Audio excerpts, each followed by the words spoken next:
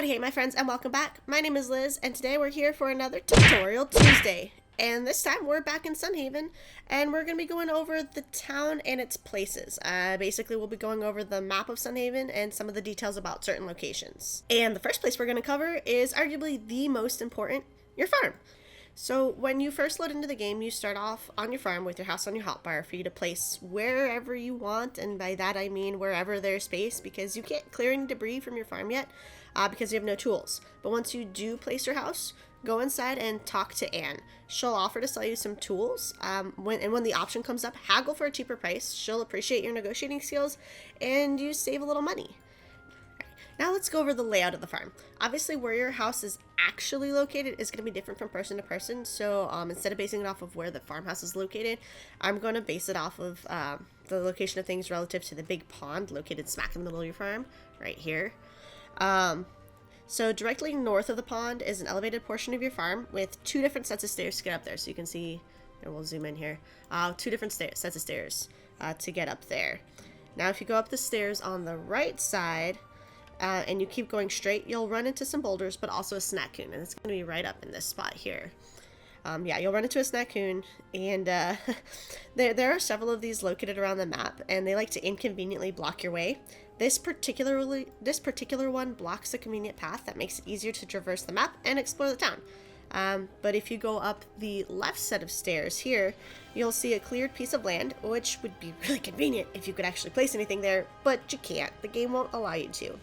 And this is because different monsters will spawn there from time to time. Now granted, only one at a time. You're not gonna have like 5 monsters like bunched up there at once. It'll be one at a time. So you've got like a big weed monster, a rock monster, those sorts of things. But the details from that are better covered in another video. So if y'all are interested in a video covering all the snackoons and or the farm monsters, let me know in the comments down below. And while you're there, if this video, you find it helpful or you're enjoying it, please give it a, maybe consider giving it a big old thumbs up down below. And maybe consider subscribing so that way you know where to find more content like this.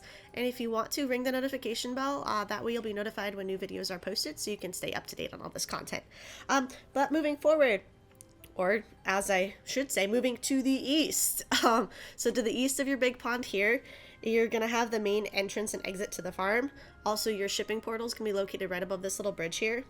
As well as you've got your little river here, and your mailbox is going to be just on the other side of the bridge. As well as there's going to be a pre-placed crafting table somewhere up in this general section just next to the river. Now, moving down to the south, as you can see on our lovely little map here, you're going to have a couple little apple trees somewhere in this section by the stairs, or to the left of the stairs. There's a little jump off down here to get to the beach. And the beach is mainly the big part of the south of your farm. So you can either get down there through these stairs, or there's a little, like I said, there's a little jump spot you can get down on. So now what I'm going to refer to this as the farm beach, because you've got your farm beach and the main beach. But the farm beach will have various sea-based forageables that will wash up on the shores, whether it's seaweed, shells, driftwood, treasure chest full of goodies. There's also a little pier for fishing. You can't see it on here, but there's like a little pier that sticks out that you can stand on and go fishing, as well as a bridge to the right that leads off the farm. This is considered off the farm from there, but and that sort of indirectly leads to the main beach, as you can see here. But we're gonna go more into detail on that later. For now, we're gonna cover the rest of the farm. So moving on to the west, which is our last stop, there are 2 paths leading off of the farm. The bottom or southern of the 2 paths, this guy over right here, leads to a small outcrop of land and a small body of water. Now, if it's your first time going over to this little area, there is a chest with a ring in it. And so you would open it, grab that ring. It gives you extra XP for something. I want to say it's extra farming XP. I can't remember specifically. But yeah, it'll be there, and you can also go fishing off of there sometimes, I believe. And then the top or the northern of the 2 paths leads to a much larger bit of wilderness. It's going to lead to a forest, actually. You can see there's multiple paths here that you can go at. It'll lead to like what I like to call like the forest or wilderness. It's going to be a combat zone, basically. I don't recommend traveling over there past the very first area. So if you go over to that path, it'll lead you to the first area. There will be no enemies in that first area, so you'll be fine there. But if you go past there, make sure you have a weapon, because there will be enemies and you don't want to be defenseless. Now, as for the rest of the map, I'd figure I'd go over it in a more helpful manner than just reiterating what the map already tells you, especially since you can kind of look at the map in-game whenever you want. But first, let's briefly, oh, as I'm hovered over the library, let's briefly go over how the map itself works. So you've got the 4 arrows that allow you to scroll around to the different areas on the map. So let's zoom in a little bit. You can click on these little arrows here and kind of scroll around. Or you can also just like click and drag directly on the map, and that'll help you kind of scroll around and see different parts. As well as you can use your scroll wheel, as you guys probably saw me zooming in and out on the map as well. Now, at any given time, you can see where any of the dateable, romanceable characters are in Sunhaven and when they're moving around. Now, if you're in a single-player game, anytime you open up the map, it's going to pause time. If you're in a multiplayer game, it won't, so you can definitely see them moving around. But anytime you want to be like, hey, where's so-and-so? As long as it's one of the romanceable characters, you can see where they are. Like, see Dr. Warrenhart's in the hospital. You can see June's up at his house, Liam at the bakery, etc., etc. You know, all that fun jazz. And then it'll also obviously tell you who it is when you hover over their face. Same also goes for buildings. If you hover over one of the buildings, it'll tell you what it is, and it'll give you like a little bit of info about it, a little detail, as well as it highlights it on the scroll window to the right. I can't move my cursor over there, but if you see, I'm hovered over the library, and right above the little text bubble, you can see that the library is highlighted on that little scroll wheel. This also works in reverse, so if you select a building by its name, it'll center the map around it, as well as give you a little detail on the right here. But what I like to do instead of clicking on it is I like to hover over it. So this was the cafe. So if you hover over it in your menu on the right, it'll highlight and blink, strobe, however you want to call it, the building on the map itself. So I think that's pretty helpful if you ask me, at least to me personally. Okay, so now that we've gone over kind of how the map works and how it functions, let's go into the map breakdown. And like I said, I'm going to try to do this in the most helpful way that I can think of, which is going to be going over what each building does, so to speak, or like what it does, what it sells, that sort of thing, the various combat areas, and then some foraging areas. So let's get right into it. Alright, so since the list of locations on the side of the map there aren't in any particular order, I figured I'd just start at the bottom of the map and kind of work my way up from there. So that's what we're going to do. So starting at the bottom of the map, we're going to start with Peter's Fishing Store, which you can see here. And he sells fishing rods and fishing permits for fishing nets. So all of your fishing goods that's where you can kind of buy that stuff. Moving on up, we're going to go on to the Sunhaven Mines, where you can mine for some stone, coal, ores, gems, and encounter enemies. There's also a small quarry with rocks, stones, whatever you want to call them, to the right of the mines as well. Not really easy to see on the map here, but that's kind of where it is. Next to the mines is going to be Solon's Smithery, where he sells metal bars, pickaxes, axes, and most of your starter tools, like your rusty hoe, your rusty pickaxe, all that stuff, for the most part. And the area, so there's also a little area to the left of the smithery where this guy named Harris has a cart set up where he sells like raw resource materials, so stone, logs, hardwood planks, and heavy stone. Moving on past that is the general store, where at the counter they sell seeds that grow in any season except for clover seeds, for whatever reason. And there's also you can buy a crafting table, some basic essentials like meat, sugar, a scythe, a bed, some basic wallpaper, that sort of stuff. But then there's also a different selling option as little pedestals and areas around the store, where usually there's 2 different seeds that grow in any season. They're usually at a cheaper price than what you can buy at the counter, so I would always check that out first. And then there's also various pieces of furniture like lamps, rugs, tables, wallpaper, that sort of stuff, scattered around the store. And you'll also see that there's different spots that you can repair, so that way they can carry and sell more items. So that's something to look into, invest in if you're really big on decorating and whatnot. Right next to the general store is going to be the farming store. So that store is actually going to sell season-specific seeds, plus clover seeds, because for whatever reason, even though clover seeds can grow in any season, they're sold at the farming store and not at the general store. But you can also buy fertilizer, scarecrows, flower seeds, some certain types of hose and watering cans, tree seeds, and also some of your starter tools as well here at the farming store. Now, when you come out of the farming store or out of the general store, there right between the two, there's your bulletin board where you can pick up little odd jobs from the different townspeople, and you'll get various different rewards from them.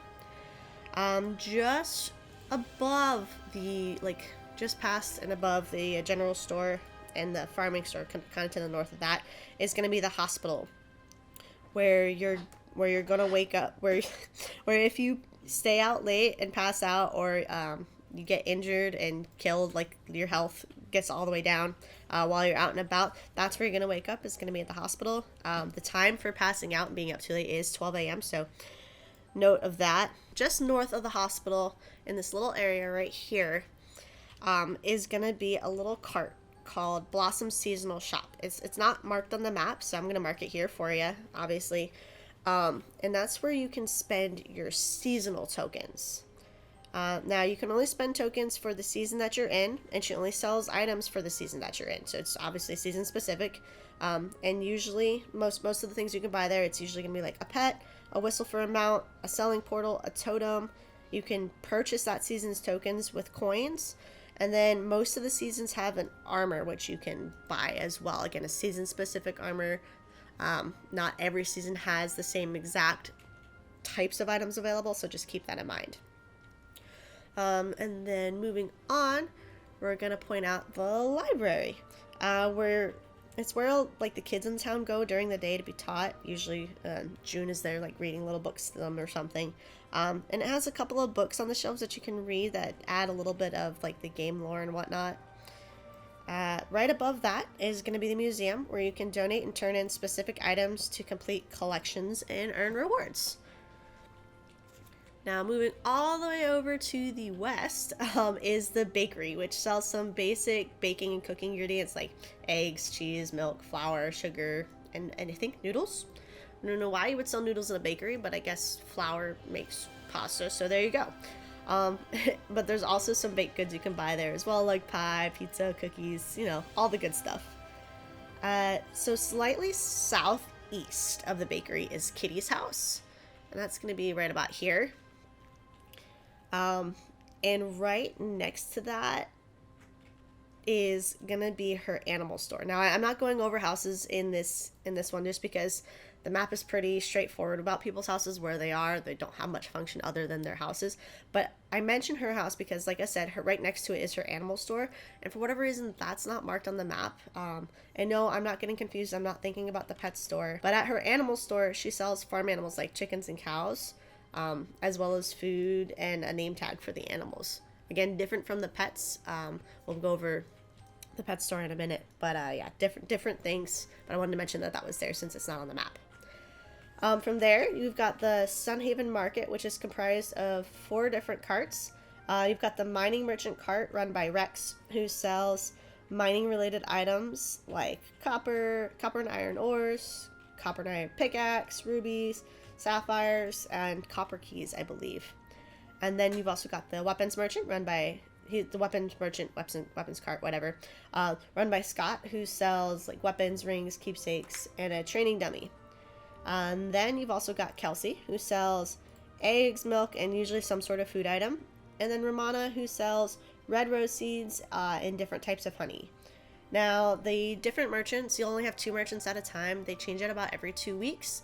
And sometimes when they leave town and come back, some of their inventory options will have changed. So just bear that in mind. But yeah, so every 2 weeks they switch out and change. So you usually either have Scott and Rex or Kelsey and Romana. They might change that in the future. They might mix the pairings up. I don't know. But only 2 at a time. So moving over on to Town Hall. So Town Hall has 2 different front desks from which you can purchase things. From the desk on the right, you can buy a barn and things for it, as well as a house, the permits to upgrade it, and the kit to demolish it. From the desk on the left, you can purchase romance-related items, elixirs, and potions. Alright, now speaking of romance, we're going to move on over to the romance stall, which out front of the cart, she has 2 pedestals, which sell plushies every day. They do change out daily, so just keep that in mind. But if you talk to Cynthia, the merchant of the romance stall, she also sells some things that help with romancing NPCs, a couple things that help with health and mana, and she also sells fabric. I feel like that's like a requirement for a lot of these stores and merchants. We're gonna sell all these related items and then just one like semi wacky item that kind of makes sense but also doesn't at the same time. Moving past that over to the tavern, they sell various cooked food items as well as a root beer, sarsaparilla, if you will.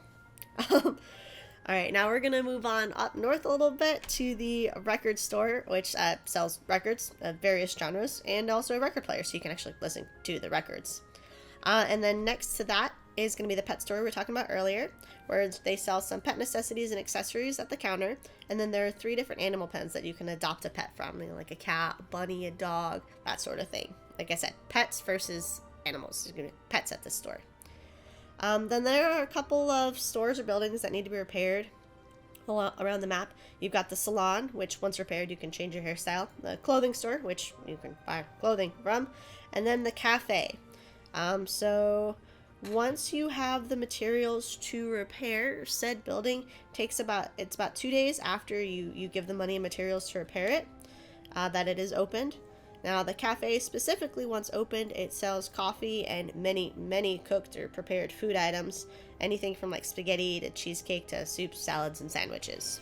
But yeah, that pretty much covers all of the stores and their wares and what certain buildings do and the purpose that they serve. So now let's move on to the various combat areas around the map. Okay, so there are 4 different combat areas, not including the mines. Starting with the north, there's a patch of forest/wilderness that has enemies. But it is locked by the main story quest line. The way that you would get there would be to go up through past the barracks up to the north, and you'll see there's like a little train station, and it's past that, but it's covered by smoke and fog. And if you try to progress, it'll say, "Oh, you don't venture into the forest without a good reason," that sort of thing. If you ever run into an area that says something along those lines, where it kind of stops you and says, "You shouldn't travel deeper without really good reason," that means it's blocked by the main story quest, so you just kind of have to progress through that main quest line to get there. But moving past that, since I don't want to cover anything that may or may not include spoilers, we're gonna move on to the east. Past the tavern is another forest.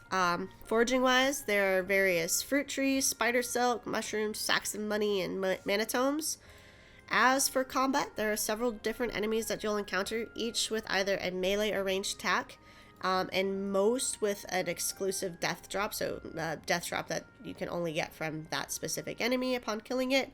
And usually most of them have like a trinket of some sort, and then also some generic drops that you can get from any enemy, not just specifically that enemy. I will say, when I say exclusive drops or anything like that, drops are a possibility and a chance upon death, not guaranteed every time you kill this creature you're gonna get this. So just keep that in mind. If you're looking for a specific resource, you may have to grind out killing a bunch of those enemies first before you can actually get what you're looking for. Now, enemy-wise, what you're going to find is there will be Pepinch. They're level 7. Their drop is going to be green pepper flakes, and they drop a green Pepinch trinket. Their attack type is going to be melee. I call it a pinch because they got the little pinchers. It's basically like they pinch attack you. The next type of enemy you'll encounter is going to be the Score Pepper, level 13. Their drop is a hot sauce, and then the Score Pepper trinket. And they're also a melee attack with like kind of a sting, because they're kind of like a little scorpion, so they give you like a little stingy sting. There is an elite version of the Score Pepper. It's an elite Score Pepper. It's going to have a higher level as well, but it also is going to drop hot sauce. And it does drop a trinket as well, but not the regular Score Pepper trinket. It's going to drop an elite Score Pepper trinket. And it's also going to have the same melee, quote-unquote, sting attack. Next enemy is going to be a Chimchuk, level 15. What it drops is going to be a squashed banana and the Chimchuk, I keep wanting to call it a Chimchuk trinket. And it's going to have a ranged attack, which is going to be a banana throw. That's what I call it, because they throw bananas at your face. It's not pleasant, trust me. You're also going to encounter what's called a Torto. It's level 15. This doesn't have any specific drops that it drops. It's just drops that you can get from anything, really, or even just from mining, because it drops like stone, various ores. And it's going to have a melee attack that I call like a little headbutt. It's going to ram me with its little head. It's really cute. But it also hurts, so be careful. Moving further past that, you're going to run into the Prickle Tot, which is level 38. It exclusively drops the prickle top pair. Well, that's its exclusive drop. It can drop other things as well. And its attack is going to be a ranged attack, which I like to call shooty spikes, because it stands up on this little cliffside and just like shoots you with his little spikes, like pew pew pew pew pew. The grown-up version I like to call it of the prickle tot is the prickle pop at level 42. And what it drops is going to be the prickle pop pair. Prickle pop pair instead of the prickle top pair. I know, confusing words. And this one actually has a melee attack, and it's what I like to call a clap smack. It's kind of like those monkeys with the cymbals. It's kind of what its attack is. Now, talking about these woods before we move on, there's also a quest within these woods involving a man with a cart and a wheel. But that's a topic for a different video. Hopefully, I plan on making a video that's going to cover questing and in general, maybe some specific quests. If that's something you're interested in or anything along those lines, let me know in the comment section down below what you're interested in. That way I can try and work on making videos that you guys are interested in. But moving on to the next combat zone is going to be the beach. So the first combat beach zone is across that little, remember we were talking about on our farm how when you're on your farm beach, there's this little bridge to the right that leads off of your farm past a little sign. Yeah, so if you go through there and past that, this leads off your farm and onto a strip of beach with enemies.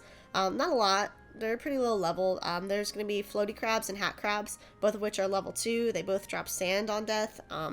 And both have a chance to drop their trinket, which is relatively specific to each crab. So you'll get a floaty crab trinket from the floaty crabs and a hat crab trinket from the hat crabs. They both have the same like little melee pinch attack, just kind of like the pet pinches did. So that is that. But if you continue to your right, it'll bring you to the main beach. And if you continue going right, you'll come across another warning sign. Going past that sign will bring you to another beach combat zone. And there's only like 2 little different areas of combat on the beach over there, but the enemies that you're gonna encounter are gonna be the crab knight, which is level 4. It drops sand and its exclusive crab knight trinket on death. Again, it's a % chance, not a given every single time. And then they're also gonna have like the little melee pinch. Next up is gonna be the umbrella crab at level 5. They also drop sand in their exclusive umbrella crab trinket, and they also have the melee pinch attack. And then you're gonna encounter a couple familiar enemies that we've covered already: the pepinch and the score pepper. I'll just go over those again real quick. Pepinch is gonna drop green pepper flakes and the green pepinch trinket. It has the melee pinch attack. It's level 7. And then you've got the score pepper at level 13, which is going to drop hot sauce and the score pepper trinket, and has the melee sting attack. Now, the last combat area we're going to cover is that little area we were talking about earlier to the west of your farm, or that little like northern path on the west side of your farm.